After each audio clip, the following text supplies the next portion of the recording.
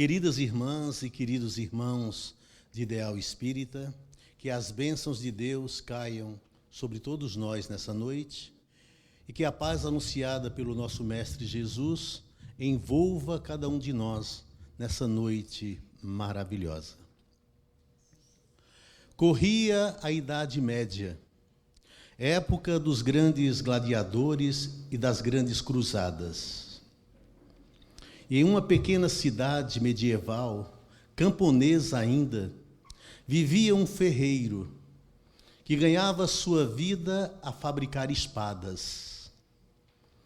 Depois de uma vida de vários excessos, de toda a natureza, de toda sorte, este homem resolveu converter-se ao cristianismo. E por incrível que pareça, foi ele converter-se a uma religião cristã e a sua vida tendeu a andar para trás. Apareceram os problemas de toda ordem, de ordem familiar, de ordem trabalhista, de ordem de saúde. Ele não sabia por quê. Quando ele vivia uma vida desregrada, a vida parece que corria e fluía normalmente. Foi ele se converter e os problemas apareceram.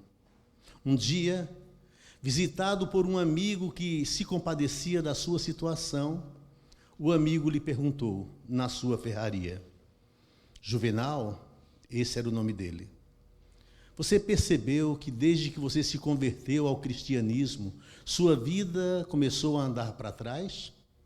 Ele disse sim. O amigo então perguntou-lhe: valeu a pena, Juvenal? Juvenal já havia pensado muito a respeito e não havia chegado a conclusão nenhuma. Mas como não queria deixar seu amigo sem respostas, ele calmamente preparou um cigarro, acendeu, deu algumas baforadas e disse assim: amigo, você sabe como eu recebo aço aqui na minha oficina para transformá-lo em uma bela espada? Ele disse: não. Pois é, eu recebo aço ainda bruto. Sabe qual é o processo que eu utilizo para transformar o aço bruto em uma bela espada? Ele disse: não. Pois é, primeiro eu pego o aço bruto e coloco naquela fornalha que você está vendo ali, até ele adquirir uma forma incandescente de brasa. Então eu pego ele, coloco nessa bigorna que você está vendo aqui, pego o martelo mais pesado e passo a bater. Bato com toda a força. Quando ele vai esfriando, mas ainda está fumegante, ainda está muito quente, eu o mergulho naquela tina de água fria que você está vendo ali no canto. E a oficina se enche dos estalidos da fumaça, dos gemidos que o aço dá. E eu preciso repetir esse processo várias vezes, até adquirir do aço a forma que eu desejo. Tem aço que não aguenta o tratamento e se racha no meio. Aí sabe o que é que eu faço com ele? O amigo disse: não. Pois é, ele jamais vai poder se transformar numa bela espada, porque rachou no meio. Então eu o jogo fora, no monte de ferros velhos que você viu na entrada da minha oficina. Deu mais algumas baforadas, fez algum instante de silêncio e disse: meu amigo, às vezes, como o aço, eu sinto que Deus está me colocando no fogo das aflições. Recebo as marteladas que a vida me dá sem piedade. E às vezes chego a me sentir frio e insensível, como a água que faz gemer o aço. Mas a única coisa que eu peço em minhas orações a Deus, sabe o que é? O amigo disse: não. Eu peço que Deus não desista. Não desista, Senhor. Repita quantas vezes for necessário,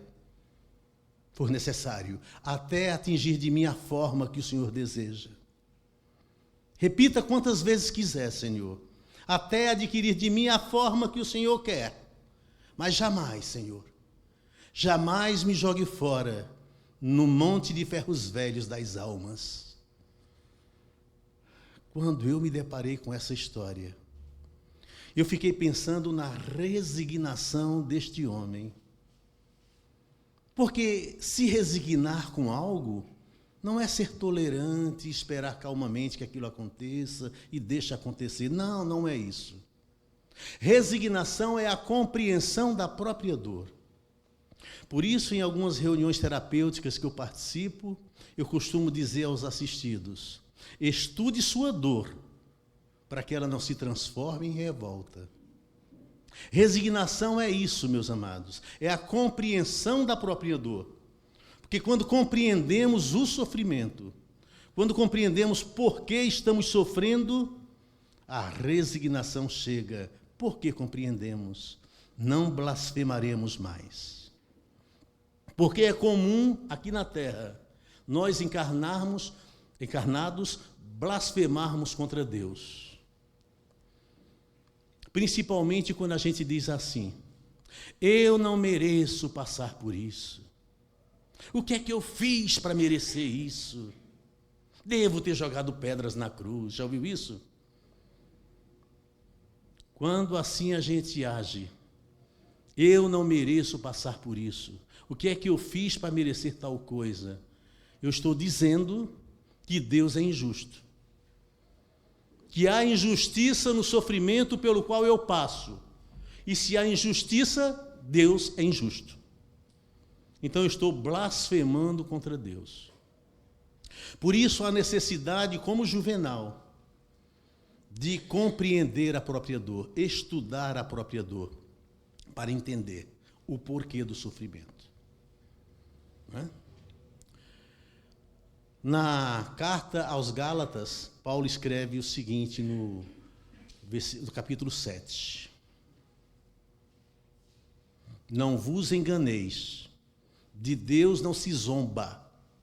Aquilo que o homem semear, isto mesmo ele haverá de colher. Isto mesmo ele haverá de colher. Então, tudo o que me acomete, eu sou responsável por aquilo. Não tenham a menor dúvida disso. E quando eu compreendo isso, que o sofrimento pelo qual eu estou passando tem origem em mim mesmo, eu passo a me transformar em algo melhor, para não colher coisas ruins lá na frente. Nós, às vezes, nos colocamos no lugar de Deus. Parece que se estivéssemos no lugar de Deus, faríamos melhor.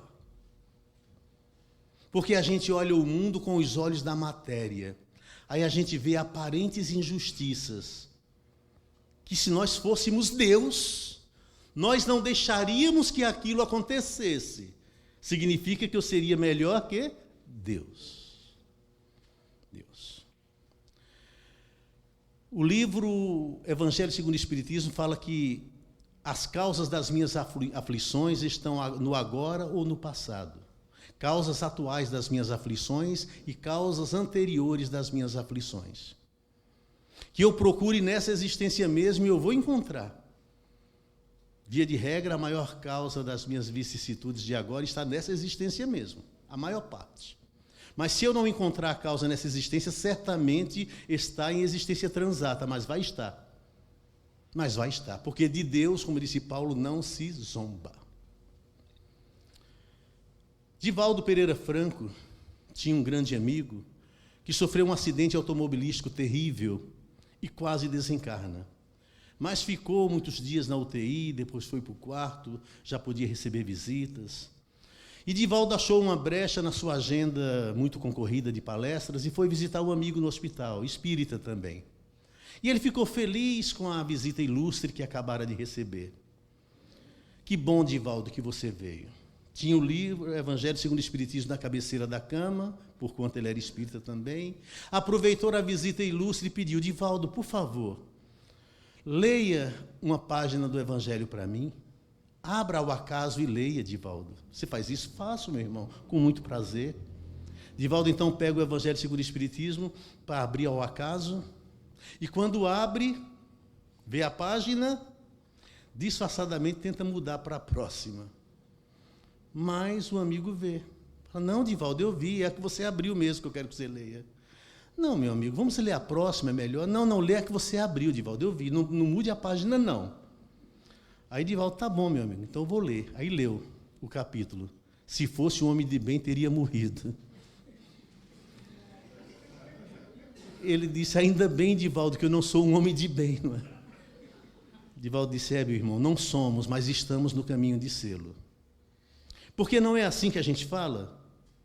Está tudo errado.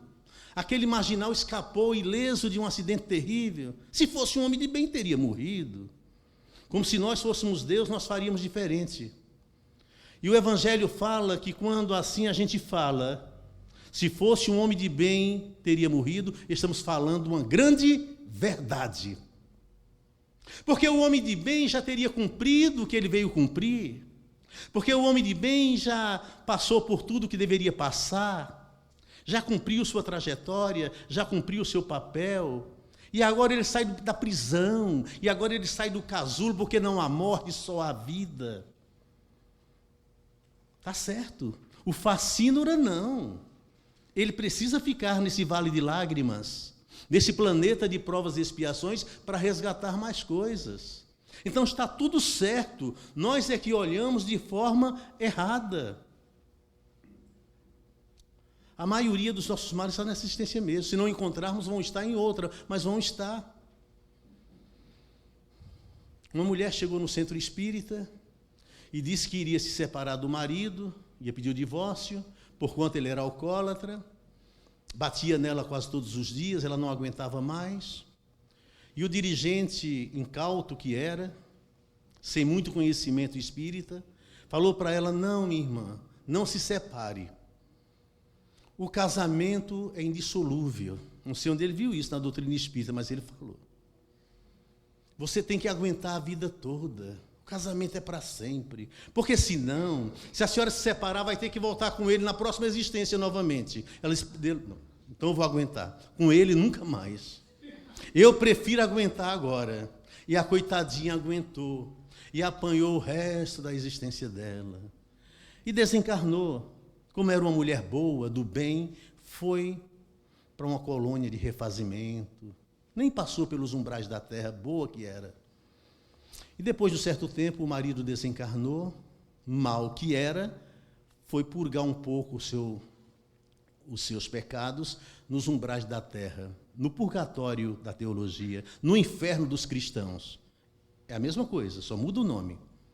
Com a diferença que sabemos ser transitório, enquanto eles pensam que é eterno. Tudo bem. Depois chegou a época dela reencarnar novamente. E temos uma programação reencarnatória. Todos nós. Todos nós temos uma programação reencarnatória da qual participamos.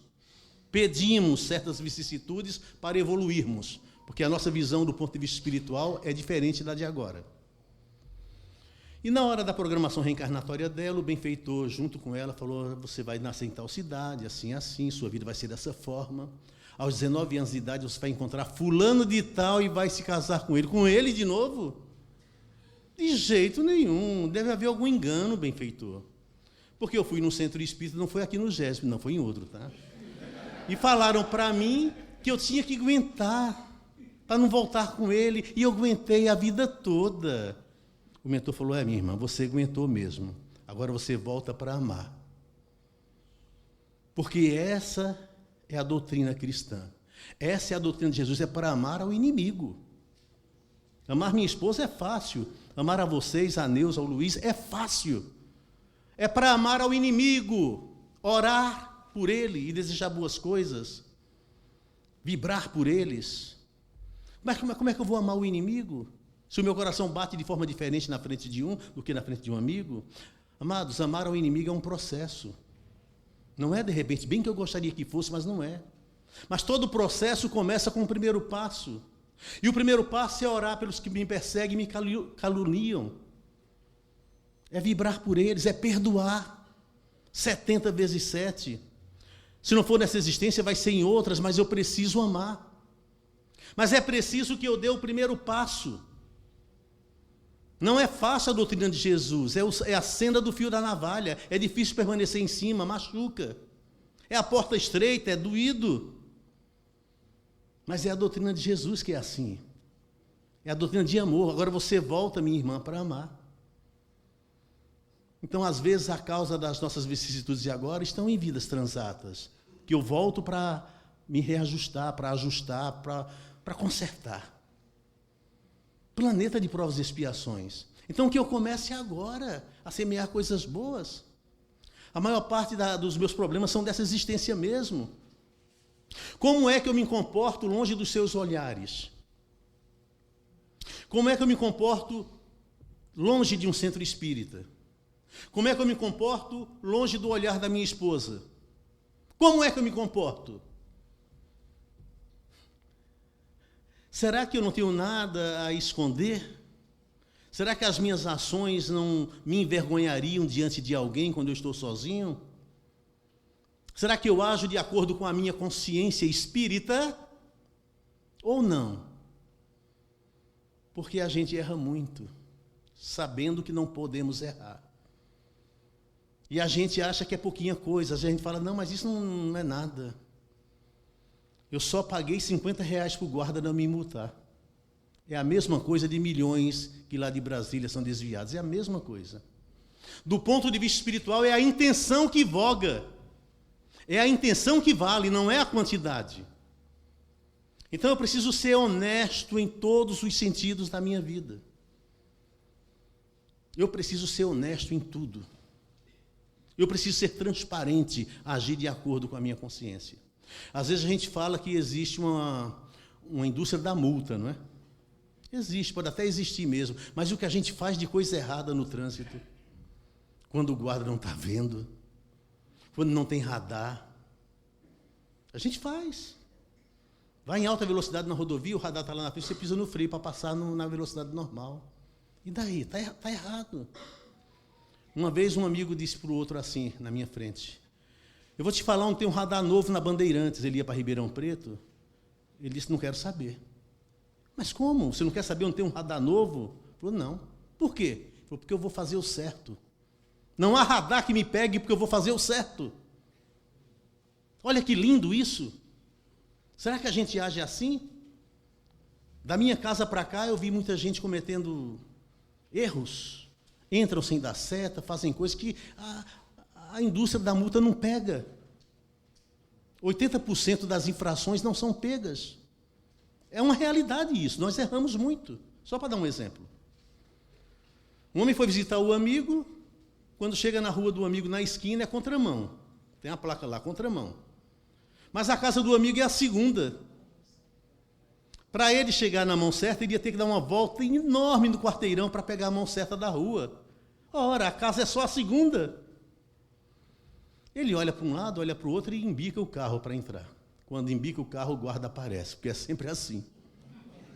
O guarda olha para ele e fala, meu filho, você não viu a placa? Ele disse, a placa eu vi, se o guarda não viu, foi o senhor. Não é assim? Então, como será que nós agimos longe das câmeras, longe das esposas, dos maridos? A gente precisa agir certo sempre. Claro que vamos errar, mas quando errarmos, vamos nos corrigir na hora. Porque é para isso que nós estamos aqui. Para pagar dívidas. E quando a gente paga dívidas, a gente fica livre. Né? Temos dívidas. Estamos aqui para isso. E para evoluir. Toda vez que pagamos é porque a gente agiu certo, a gente evoluiu. É para isso que nós estamos aqui. Para evoluirmos. Antigamente comprávamos um automóvel e ganhávamos um carnê dessa grossura, não era? Que sofrimento para pagar as prestações. Que alegria quando chegava no último papel. A última prestação. Ah, agora o carro é meu. Agora concluí. Não é assim? Não é bacana pagar o que deve, ficar livre? É a mesma coisa.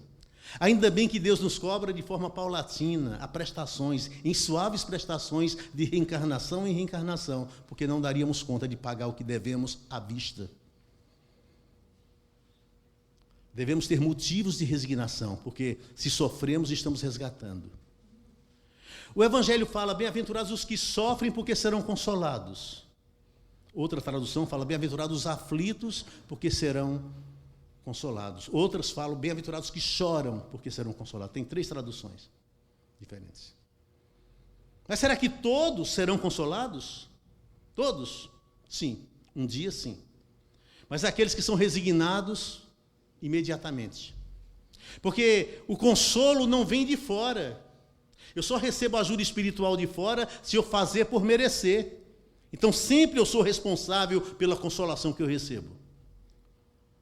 Mas o consolo principal vem de mim mesmo, quando eu compreendo e quando eu faço o certo. Aí eu serei consolado pelas minhas próprias atitudes. Sofrer com resignação é melhor. Não é bom sofrer. Mas se eu estiver desesperado sofrendo, é pior. Se eu estiver com problema de saúde e blasfemar, e me agitar, e xingar, a dor não passa, piora. Mas se eu compreendo aquilo e procuro ficar com calma, ficar paciente, eu atraio bons espíritos e eu fico um pouco melhor. A consolação já chega. E nós temos exemplos espíritas de pessoas que realmente foram abnegados, foram resignados, com sofrimentos terríveis que nós nem sonhamos em passar por eles. Chico Xavier sofreu tanto, e era um homem feliz, e nunca reclamou de nada. Mas e Jerônimo Mendonça, o gigante deitado, que aos 19 anos de idade ficou tetraplégico, doença degenerativa, numa cama, só se movimentava os músculos da face. Escreveu livros, ditando. Proferiu palestras, conduzido numa perua Kombi que ganhou dos amigos, e os amigos levavam ele nos centros. Às vezes a maca não entrava na porta, ele falava da janela, todos ouviam com a sua voz forte e bonita. Fazia palestras, cuidou de creches, de asilos. Tetraplégico. E Jesualdo, o que é que faz? A mãe dele tinha 8 filhos, não era espírita. Falou: Jerônimo, eu estou quase acreditando nesse negócio de espiritismo. Por quê, mãe? Porque eu tenho 8 filhos e o único que não para em casa é você, tetraplégico. Trabalhando, cuidando de pessoas, sem nunca reclamar. Como se soubesse por que estava passando por aquilo. E com enzima no peito, dor que só passava com travesseiro de areia, para amortizar a dor. Meninas que acabavam o namoro com seus namorados iam se consolar com Jerônimo, pedir conselhos, olha só. Que homem! Roberto Carlos, cantor, sempre ajudava financeiramente as instituições dele, como ajudava também as do Chico. Nunca Roberto divulgou isso, mas sempre ajudou. Sempre ajudou. Era amigo íntimo de Jerônimo, conversavam por telefone e tudo. Um dia, Jerônimo estava fazendo palestra no Rio e Roberto Carlos fazia uma palestra num show no antigo Canecão. E ele foi assistir o show do amigo. Colocaram a baca dele na frente lá, Roberto Carlos fez o show, foi para o camarim. E ele pediu para os amigos levarem-no até o camarim do rei, do amigo. Os amigos levaram Jerônimo até o camarim. E sabe o que é que ele falou para Roberto Carlos? Roberto, você fez muito sucesso, foi muito aplaudido, mas eu saí carregado. O que é que vocês acham de uma pessoa que brinca com a própria dor? É porque compreende, não é? E aquele homem que perdeu a perna, gringuenou, depois a granguena passou para outra perna, amputou-se as 2 pernas dele. Quando ele voltou da anestesia, o médico perguntou se ele desejava alguma coisa e falou: doutor, eu estou com um problema. Qual é o problema, meu filho? Agora eu não sei mais em que pé estão as coisas. Uma pessoa que brinca com a própria vicissitude dessa natureza já está consolado. Já está consolado, porque compreende. É isso que eu quero que levemos hoje para as nossas casas. E os ouvidos mais próximos da minha boca são os meus. Já disse aqui, quando eu preparo uma palestra, não é para vocês, é para mim. Para ver se eu aprendo, para ver se eu melhoro, para ver se eu cresço com aquele ensinamento que eu estudei. Depois eu falo, serve para muita gente que estamos mais ou menos no mesmo degrau. Mas é para mim que eu falo, para ver se eu melhoro. A gente precisa evoluir e aproveitar cada instante para fazermos isso. Laurindo Rabelo, no momento da morte, poeta, não quis a vela da extrema unção que o padre queria dar. Não. Laurindo Rabelo pegou uma caneta e escreveu o melhor soneto da vida dele, que me serve muito hoje e que serve para vocês também. Tempo e conta. Deus pede estrita conta do meu tempo, Forçoso é desse tempo já dar conta. Pois como dar em tempo tanta conta, eu que gastei sem conta tanto tempo? Para dar esta conta feita a tempo, dado-me foi tempo, não fiz conta. Não quis sobrando tempo fazer conta, quero agora fazer conta e falta tempo. Ó vós que tendes tempo sem ter conta, não gasteis o vosso tempo em passatempo, cuidai enquanto é tempo em fazer conta. Pois aqueles que contam com seu tempo, se fizessem desse tempo alguma conta, não choravam sem conta o não ter tempo. Aqueles que contam com seu tempo, se fizessem desse tempo alguma conta, não choravam como eu o não ter tempo. E expirou. Escreveu a última linha e desencarnou. Não tinha mais tempo para nada. E é para isso que nós estamos aqui, para aprendermos. Às vezes uma situação, um problema novo, aliás, o mesmo problema requer uma solução nova. Às vezes a mesma solução de um problema, o mesmo problema lá na frente requer uma outra solução. A gente precisa ter sabedoria para isso. Pedir a Deus sabedoria para agirmos certos diante dos problemas que aparecem. Conta-se que uma mosca caiu dentro de um copo de leite. E aí a tadinha, para não morrer afogada, passou a se debater. Se debateu bastante. De tanto bater as asinhas no leite, o leite coalhou. Naquele lugar onde ela batia as asinhas, formou-se uma bolota de coalho, boiando em cima do copo do leite. Ela então subiu em cima da bolota de coalho, esperou as asinhas secarem e voou. Aí ficou se achando a rainha da cocada preta. Agora eu sei todas as soluções dos meus problemas. Um dia, ela e uma companheira caíram dentro de um copo cheio de guaraná. Tinha um canudo. A companheira disse, vamos subir pelo canudo. Ela disse, não, sobe você. Eu sei a solução desse problema. E começou a debater as asinhas no guaraná. Debateu as asinhas tanto que morreu, cansada e afogada. E o canudo ali para ela subir. Era a mesma situação, mas que requeria uma atitude diferente. É para isso que nós estamos aqui. Na pergunta 920, Kardec pergunta, que inclusive está no meu livro, eu consigo explicar melhor essa passagem em um capítulo, onde Kardec pergunta, há felicidade completa aqui na Terra? E os Espíritos falam, não, porque trata-se de um planeta de provas e expiações. Mas você pode resolver seus problemas, amenizar os seus males e ser tão feliz quanto você possa ser na Terra. Amenizar os males. Se eu estou enfermo, eu vou no médico. É isso? Se eu preciso de uma assistência espiritual, eu venho ao centro espírita. Se eu estou com uma dor de dente, eu vou no dentista. Se entra um espinho no meu pé, eu tiro, amenizar os males, para ser tão feliz quanto eu possa ser na Terra. E do ponto de vista espiritual, é a consciência tranquila e a fé no futuro. Fazer o que é certo. E compreender que eu estou no planeta ainda muito inferior, que está em transição, vai ser melhor, mas ainda é de provas e expiações, está no final. Muito tumulto por causa da transição, mas está acontecendo. Eu preciso compreender isso. Jesus proferiu 3 grandes sermões. Aliás, ele proferiu vários, mas que ficaram registrados nos evangelhos foram 3. O Sermão da Montanha, o Sermão Profético, das ruínas do templo e das catástrofes do futuro, e o Sermão do Cenáculo, que é da Santa Ceia, onde ele faz ali com os 12 apóstolos o Sermão do Cenáculo, dando as últimas instruções. E termina no capítulo 16 de João, o Sermão do Cenáculo. No capítulo 16 de João, versículo 33, Jesus encerra o Sermão do Cenáculo, e eu quero encerrar essa palestra com as mesmas palavras de Jesus.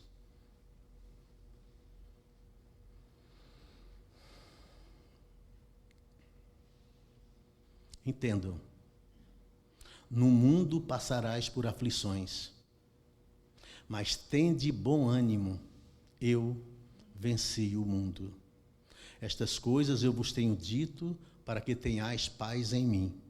Entendam, no mundo passarás por aflições, mas tende bom ânimo, eu venci o mundo. Eu termino agradecendo a Deus de amor e bondade por estarmos aprendendo a cada oportunidade. Também ao Mestre Jesus por esse encontro que foi todo coberto de luz e que Deus nos abençoe. E abençoe vocês por isso, por esses momentos bons, que a paz e o amor do Cristo fiquem em nossos corações para que felizes sejamos nesta vida de labor e que em nós desenvolvamos a sabedoria e o amor. E que estas duas asas, da sabedoria e do amor, nos façam seres felizes de encontro ao Criador. Obrigado pela atenção e todos os votos meus é que até o próximo encontro fiquem todos na paz de Deus. Muito obrigado.